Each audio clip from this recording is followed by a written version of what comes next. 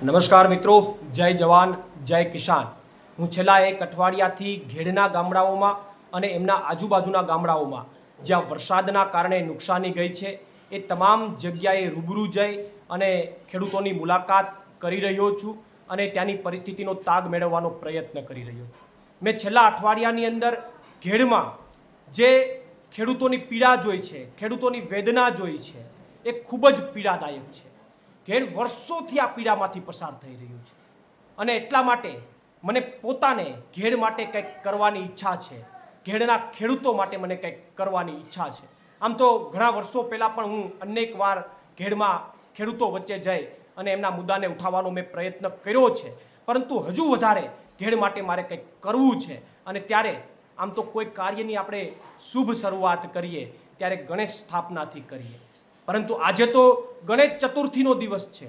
ત્યારે ગણેશ ચતુર્થીના પાવન દિવસે હું ઘેડ માટે એક મહત્વની જાહેરાત કરી અને એક શુભ કાર્યની શરૂઆત કરવા જઈ રહ્યો છું।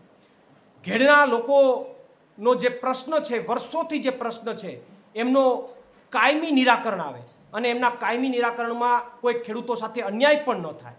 સાથે સાથે આ વખતે જે નુકસાની ગઈ છે ઘેડમાં અને ઘેડના આજુબાજુના ગામમાં, એ તમામ વિસ્તારને સરકાર પૂરગ્રસ્ત જાહેર કરે અને તમામને 100% સહાય, સર્વેના નાટક સિવાય 100% સહાય આપે અને સાથે સાથે જે ઘેડના દરિયા કાંઠા બાજુના જે ગામડાઓ છે ત્યાં ખારા પાણી અને મોરા પાણીની વર્ષોથી સમસ્યાઓ છે, તો એમનું તાત્કાલિક ધોરણે કાયમી નિરાકરણ થાય।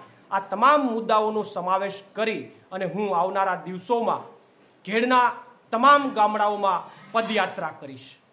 હું આ પદયાત્રા મારફત ઘેડના તમામ ગામડાઓમાં હું ખેડૂતો પાસે જઈશ, ગામડાના લોકો પાસે જઈશ અને ઘેડની વેદના અને ઘેડની જે પીડા છે એને સમજવાનો પ્રયત્ન કરીશ અને એમને ઉજાગર કરવાનો પ્રયત્ન કરીશ। આભાર। પ્રવીણ રામ, પ્રદેશ ફ્રન્ટલ અધ્યક્ષ, આમ આદમી પાર્ટી।